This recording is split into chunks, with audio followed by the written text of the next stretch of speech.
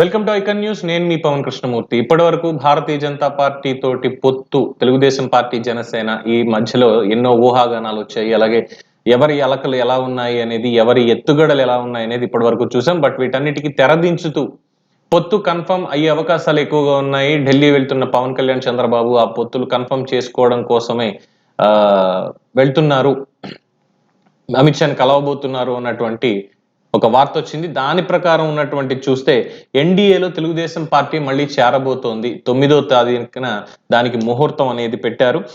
Telugu Desam party లేదు జనసేన రెండు కలిసి వాళ్ళకి ఆఫర్ చేస్తున్నటువంటి సీట్లను చూస్తే 5 ఎంపీ స్థానాలు, అలాగే 8 అసెంబ్లీ స్థానాలు.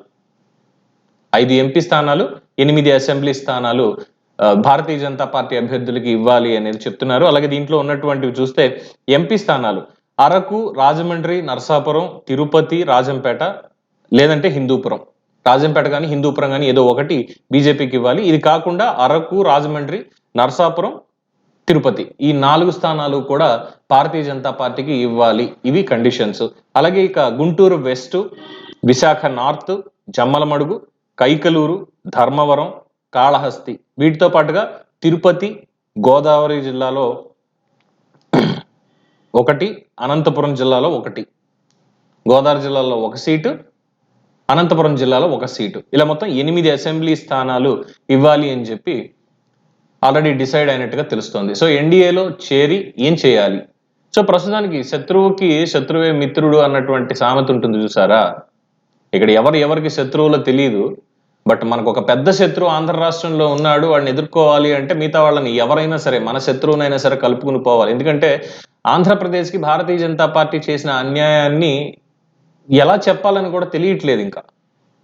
కానీ ఏం చేస్తాం, కేంద్రంలో మళ్ళీ బీజేపీ వస్తుంది. బీజేపీ వస్తే రాష్ట్రాన్ని ముందుకు తీసుకెళ్ళడానికి మన శక్తియుక్తులు ఎలా ఉన్నాయి, మన ఆలోచనలు ఎలా ఉన్నాయి అనే దాంతో పాటు కేంద్ర సహకారం కూడా ఖచ్చితంగా కావాలి.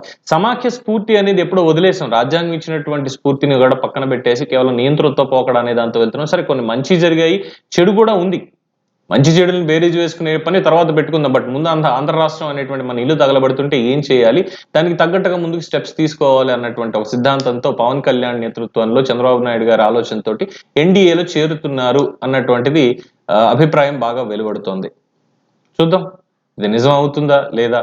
At the same time Bharatiya Janata party Andhra Pradesh నేతలు కూడా ప్రకటన చేయడానికి ఇంకా ఆలోచిస్తున్నారు. అక్కడికి వెళ్ళిన తర్వాత చంద్రబాబు, పవన్ ఏం మాట్లాడతారు, అమిత్ షా ఏం చెప్తారు, పొత్తు ఉంటుందా ఉండదా దాని తర్వాతే ప్రకటన చేయాలి. ఎందుకంటే ఇప్పటికే 175 నియోజకవర్గాల్లో పోటీ చేయడానికి 175 అభ్యర్థుల లిస్టు, ఆశావాహులు ఎవరైతే ఉన్నారో వీటిని కూడా అధిష్టానానికి పురంధేశ్వరి గారు పంపించారు అనేది కూడా తెలుస్తోంది. ఎంపీ అభ్యర్థులను కూడా నిలబెట్టేటువంటి అవకాశం ఉందని చెప్తున్నారు.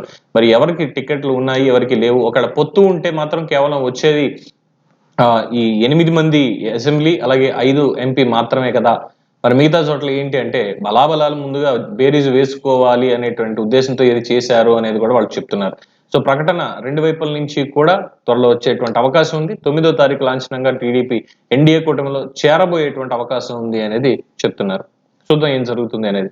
ఇది జరిగితే అభిప్రాయం ఏంటి, ప్రజల అభిప్రాయం ఎలా ఉండబోతోంది, ఫలితాలు అనేవి ముందు చూడాలి. దానికి సంబంధించినటువంటి అప్డేట్స్ అందిస్తూనే ఉంటాం. దీని మీద మీ అభిప్రాయాన్ని కామెంట్స్ రూపంలో తెలియజేయండి. చూస్తూనే ఉండండి ఐకాన్ న్యూస్. నేను మీ పవన్ కృష్ణమూర్తి.